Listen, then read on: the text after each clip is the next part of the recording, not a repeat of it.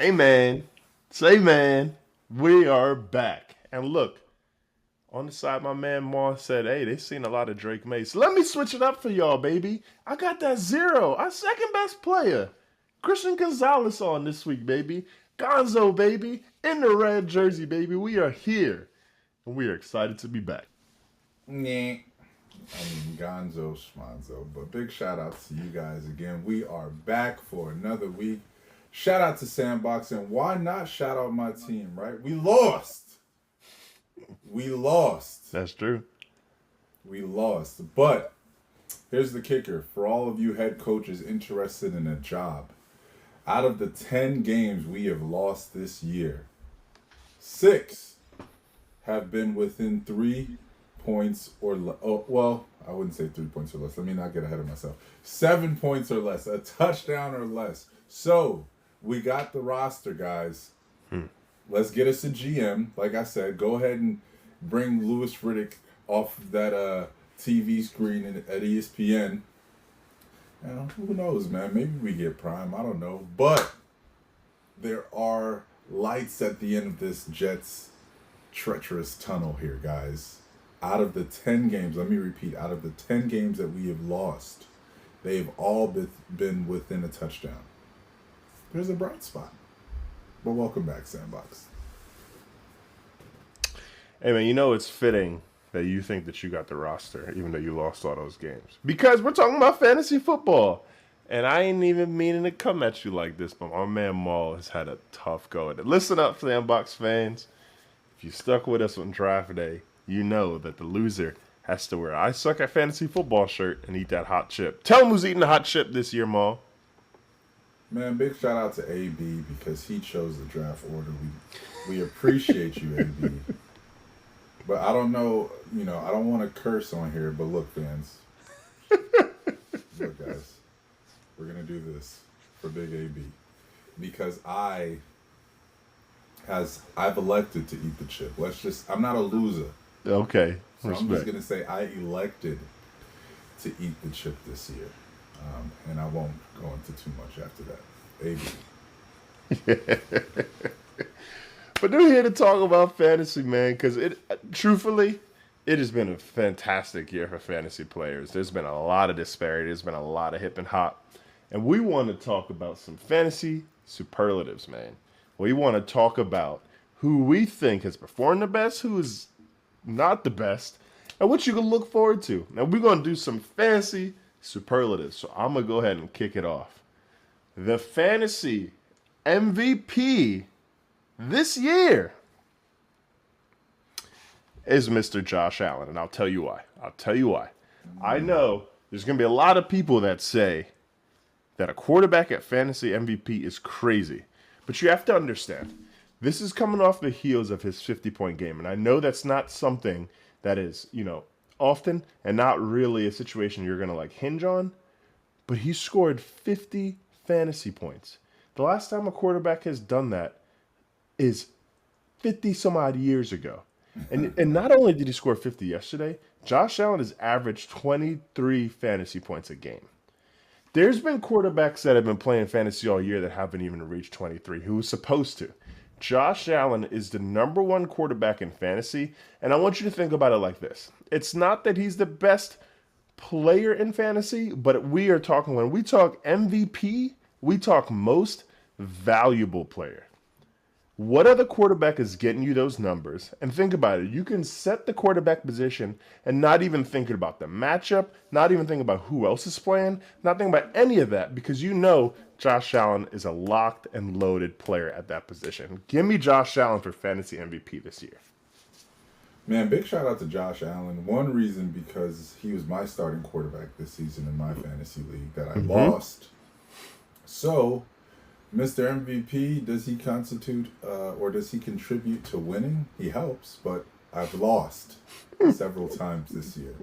So, with him being in the division, our division, AFC East, because I'm a Jets fan, and with him being on my team and not contributing to wins, I'm not picking Josh. No, he balled out. He definitely got me 50 points this week, but the other weeks I can't really speak on because I'm 3-10. Josh, But I'm going to go with a different guy. And you know why I'm going to go with this guy? Because I commend him. I commend him for his sportsmanship. I commend him for his patience. Participation awards? Participation award, because did he participate? By golly, he sure as hell did. And he is talking about being, let's just say this, the man has self-proclaimed himself as the best receiver in the league. And with the numbers that he has put on this year, who can argue it? Literally, by himself, against the Ravens this year, the man has over 550 receiving yards. Ooh. He is playing on a rookie deal, guys. Yeah, he's him. He wanted that bag this year, couldn't get the bag, and he said, yo, I'm going to show y'all that I'm the number one receiver in the league, and the bag better be coming in Brinks truck form. Yo, shout out to Jamar Chase, man. That is my league's, my 2024-2025 Fantasy League MVP, Jamar Chase. He has done it countless amount of weeks. He has done it with being the number one target to also having a healthy T. Higgins on the team. He hasn't missed the mark. He has killed his division all year, and he's killing the league. Give me Jamar Chase as my league's MVP this year. Hey, shout out Jamar, bro. He was one of my players that it hurt my soul to say, but I didn't want to touch him in the draft because of the contract situation. But he said, you know what, screw that. I might just go out and perform. And did he ever? Shout out Jamar Chase. But with this next pick, you know, here at Sandbox, we love value. And this is why we gave y'all some locks this week that got you the best value. We're talking about the most valuable, or the pick this year with the best value. And that's a player that has way outperformed their draft position. And for me, the best value pick this year has got to go to David Montgomery, man.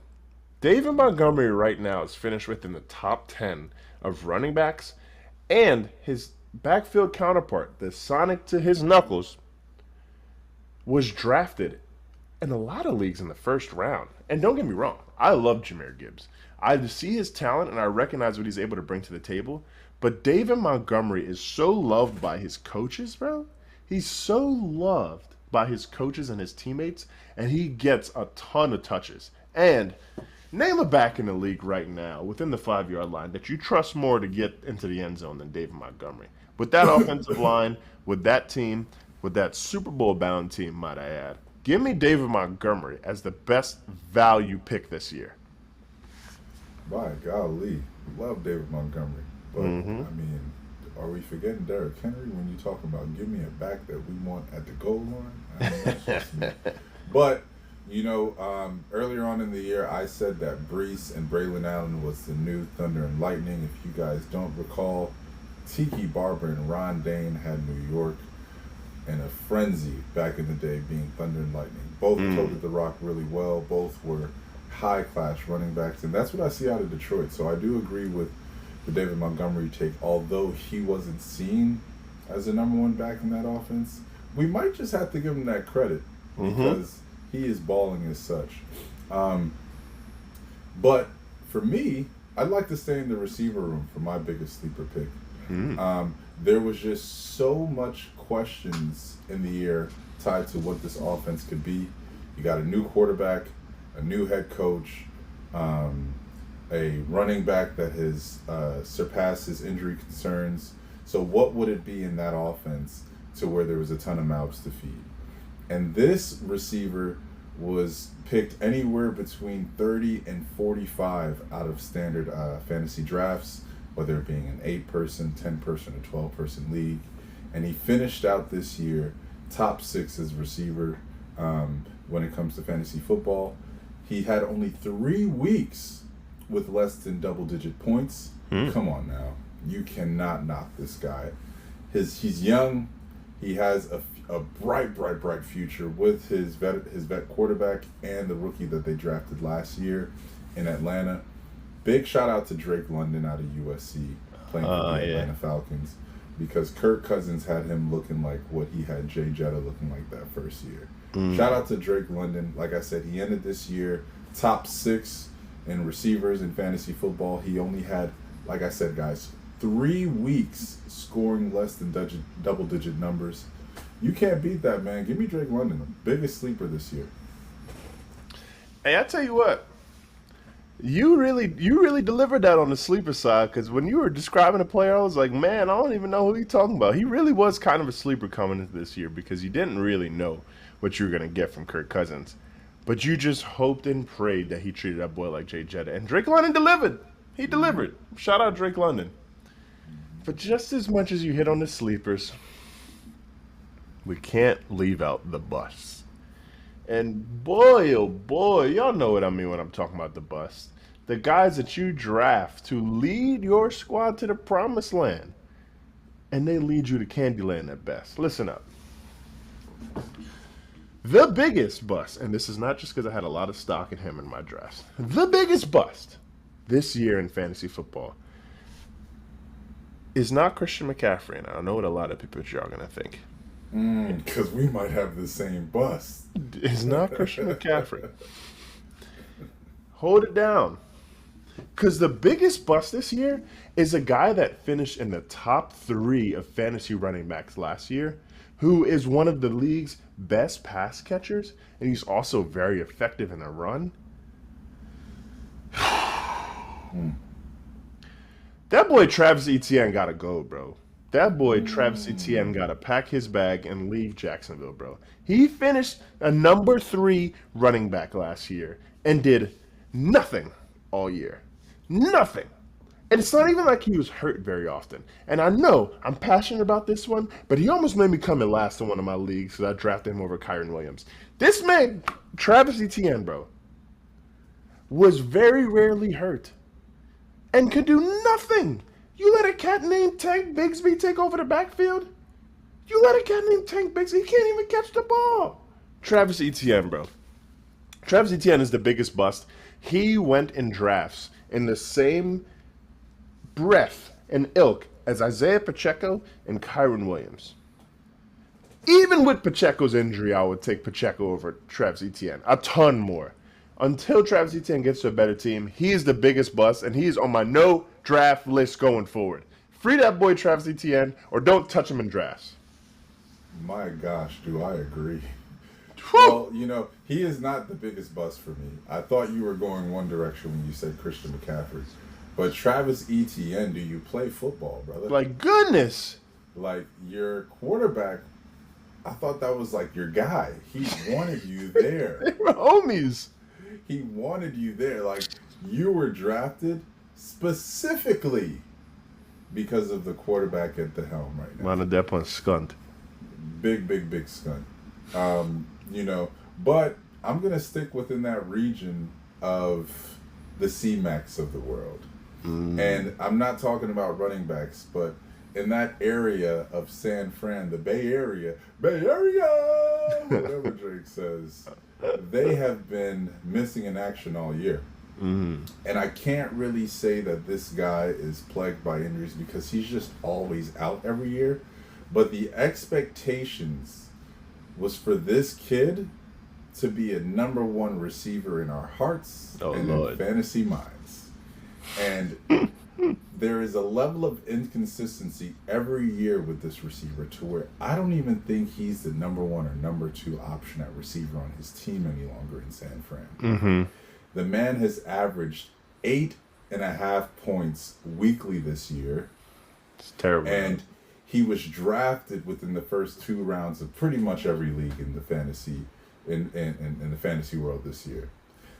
Let's go ahead and toss Deebo Samuel into fantasy exile because he, bye-bye, my good friends, was trash garbage this year. Poo stains this year. Dookie. And he had the audacity to jump on a podcast weekly to talk about how things were this season. Maybe that's just the thing. We got Aaron Rodgers on Pat McAfee every year. We got Micah on his podcast every year. Podcasting for you guys equates to losing. So Debo, get off the show. you were the biggest dud this year in fantasy football, my friend. Hopefully things will change next year, but we don't know what injuries you'd be plagued by. We don't know if Kyle Shanahan is going to be the coach. That is my little hot take for this year in football. But Debo, what we do know is that you was trash this year, big buddy. You got to do better. So, before we move on, and just as a reminder, we are filming on Monday prior to the Monday Night Football game. But before we move on, did you see Debo tweet today? I'm not struggling. I'm just not getting the ball. Debo, you think you should go on Twitter for that? Or X, or whatever you call it? You think you should go on X for that? I think what's funny, Chris, is that we talked about AJ Brown earlier. I think their agent was like, "Yo, it's time, y'all. Y'all better go on Twitter now." Hey, yo. They share the same agent. They talk about getting a bag at the same time, and they both decided to take to Twitter. But you do that, and your boy Juwan Jennings right next to you is balling. Look, bro. Look, Debo. We all know you. There comes a time where your time is done on your team. There just does. It comes a time where your time is done on a team. And it's not because it's a bad thing in terms of how the play is happening. It's just it's time to move on. We know you're looking for a trade, dog. But, like, you can't hop on no Twitter talking about I'm not getting the ball. When, like, you touch the ball or you get opportunities and you ain't doing nothing with it. You was returning kicks the other day in the snow and you fumbled. Bro, what you talking about? Stinking it up. Doo-doo. But anyways,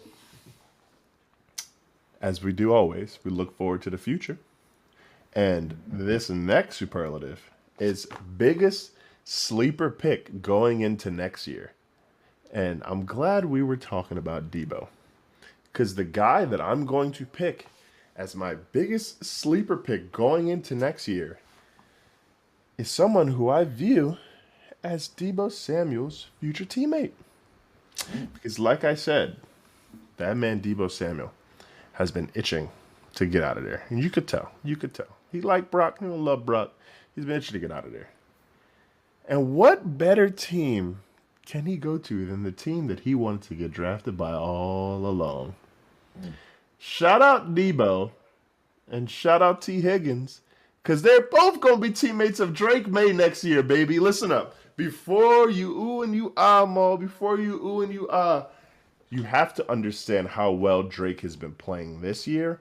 And I like our receivers. But if you could get a chance to get T. Higgins and Debo Samuel, you do that. And pair them up with a young Drake May. Drake May has completed over 68% of his passes since he started playing.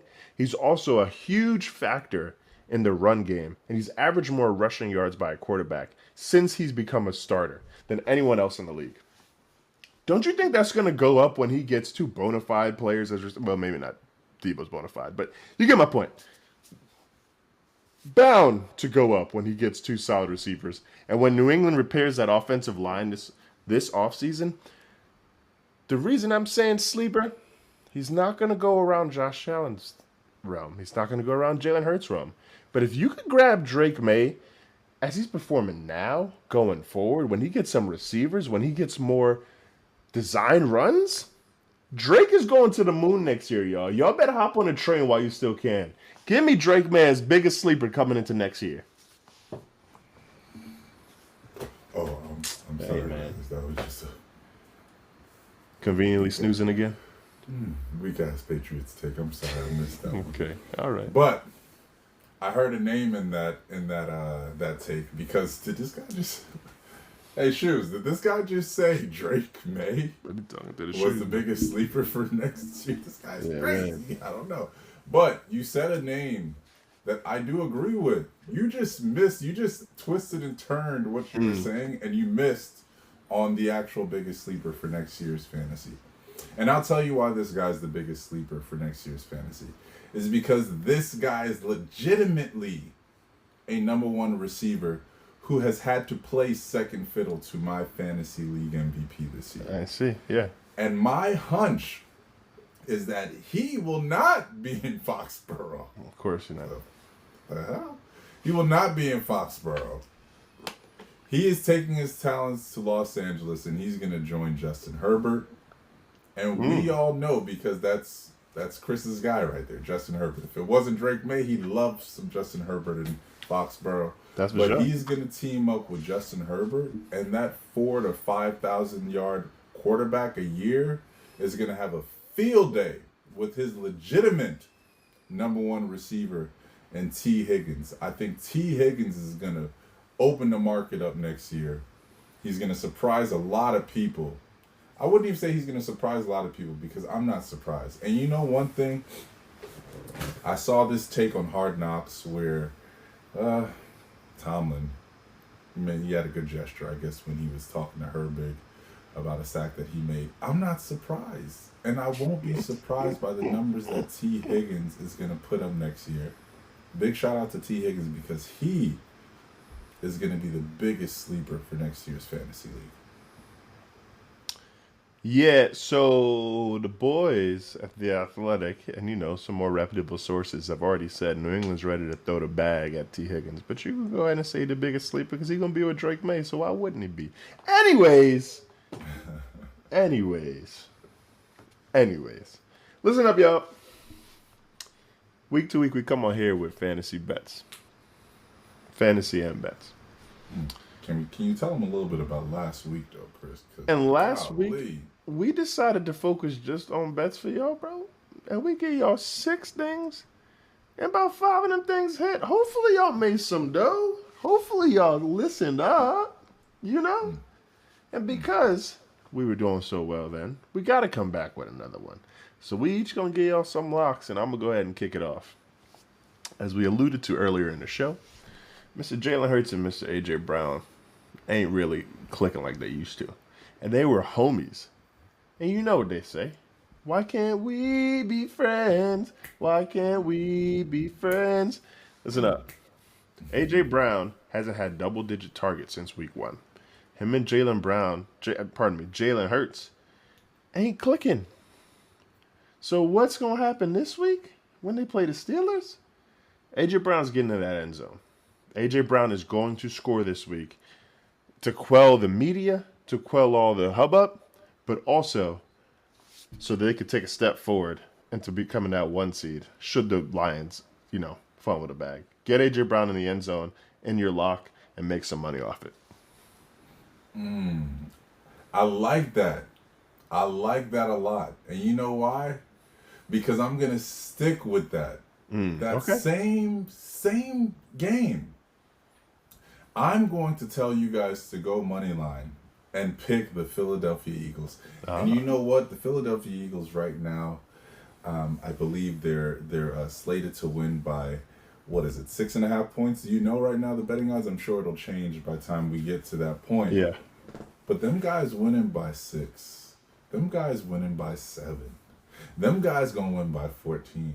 Oh, shit. Them guys going to win. Listen, I am going to be front and center on that to that TV screen this weekend when the Steelers play the Eagles, because I feel like they're going to meet their match. And I just want to see Gilly the Kid just dance to victory. Whatever dance he be doing, I just want to see that this weekend. Because Tomlin, Sirianni got something for you. Oh, shoot. The best running back in the league is going to have something for you. George Pickens, where? You won't have anywhere to throw. You got Cooper DeJean at safety. You got Darius Slay. You got Quinyon Mitchell. That arguably might be one of the youngest and better secondaries in the league. Russ is going to throw that lofty ball up. It's going to look very pretty. Everybody's going to look at the ball like this. Just look. But it's trash. Trash bucks. Give me the Philadelphia Eagles money line. Give me them winning by more than 21 points. How about that? Gosh, bro. How about that? Hey, listen up. We here at Sandbox. We like the belief, but more than anything, we like consistency. That man Maul ain't backing down from the Tomlin takes for nothing to nobody. And we done had comments against it. So shout out to Maul for that. I mean, they're not winning by 21, but shout out to Maul for that. 21. And shout out to y'all for hoping to make some more dough off of this. But with my next pick, we got the potential for this. Honestly, should have been flexing to the Sunday night game, because we got the potential for another shootout. If y'all didn't see that Rams versus Bills game, boy, it was points left and right. It was crazy. And the Bills are playing another one of the highest scoring teams in football with a defense that typically shows up. But that man Josh Allen is the truth, like I discussed. You got the Lions versus the Bills this week. Should be a Sunday night game, but since it's not, it's at that 4 o'clock slate. You better hit the over on that.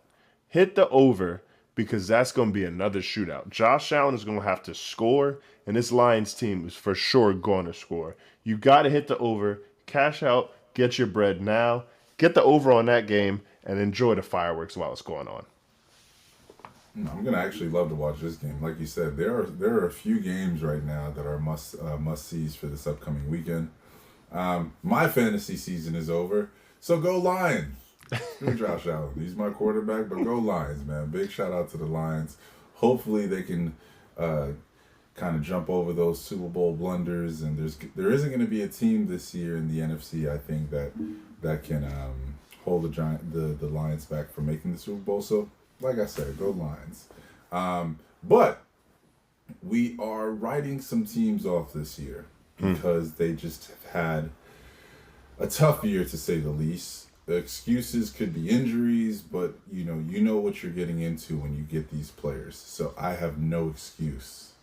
And my hunch is that this game is going to be the reason why this coach won't be back next year. He might be the hottest commodity in terms of coaches in the coaching carousel at the end of the football season, like it is every year. But this Thursday, the Rams will be facing the San Francisco 49ers. So it's going to be a battle of the Bear State in California. And guess what? This might be Kyle Shanahan's last hoorah. Oh, wow. Because with the way the Rams are playing and with the way Sean McVay has that team rolling, Kyron Williams, shout out to Kyron Williams, is one thing. But when you have two receivers that are going to get you 100-plus yards a game... Yeah, they wicked, bro. Wicked. And with the third option always being able to produce no matter who it is... Yeah. Oh, DeMarcus Robinson? Come on now. Give me the Rams money line. And listen, I'm rooting for this. You know why? Because we have a coach that we might need to hire. And if Kyle Shanahan becomes available, I'm jumping on the Kyle Shanahan hire to the Jets parade immediately. Yeah. But I think the ship has sailed, and I think his time in San Fran might be coming to an abrupt end. Let's see what John Lynch does. But you've had countless attempts to get across the finish line, and you've missed that mark. So there has to be something tied to this. Can we continue to blame it on C-Mac's injuries? He's hurt every year. I mean, he played, 60? What did they say? He played a good amount of the season last year. But there's no consistency tied to that. Does he care about fantasy points? He said it. F your fantasy points. We don't care about that in the C-Mac's world. But legitimately speaking, there is a problem in San Fran that's bigger than the names on the roster. Is it a question about Brock Purdy? Who knows? Is it a question about C-Mac? Who knows? Now you got your receiver finally blaming the quarterback when that shouldn't be in question because Debo is, he's a diva receiver. But it boils down to this. You have a stacked roster. For you to end the season going 500... Yeah, it's crazy. ...is bananas. Bananas. And for years prior, for you not to get over that hurdle, there's a lot of question marks over Kyle Shanahan's head. And I think this game, this Thursday, might be his curtain call. It won't be the end of the season, but it'll be more of I think it'll be a case to where John Lynch is leaning more toward a coaching change. And hey, Kyle Shanahan might have to dip. That's my take. Hey man, I'm with you because look, here's the thing. Sometimes you have to realize that like the coach doesn't necessarily have to be bad, but sometimes it's just not working. It's just not working. Think Tony Dungy with the Bucks about 20 some odd years ago. Right. He's a great coach.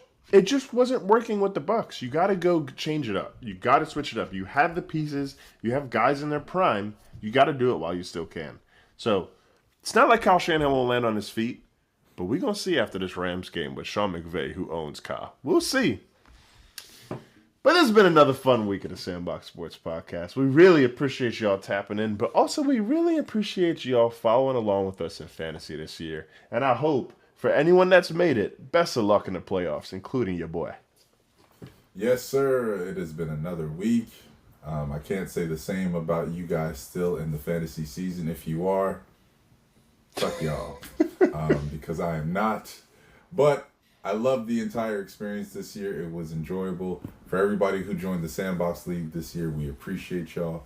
But for you, Sandbox listeners, week after week after week after week, showing us love. We love y'all, man.